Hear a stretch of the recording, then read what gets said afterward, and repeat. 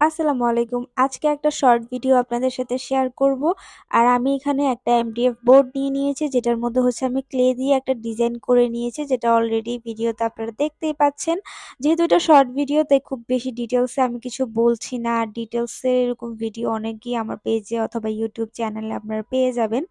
তো এখন আমি এটার মধ্যে হচ্ছে কালার করে নিচ্ছি। আমার যখন যে কালারটা মনে হয়েছে তখন আমি সেই কালারটাই করেছি। আর লাস্টে হচ্ছে যে গোল্ডেন সিলভার এই কালারগুলো দিয়ে হালকা করে একটু কালার করে নিয়েছি, যাতে একটু অ্যাস্থেটিক লুক দেয়।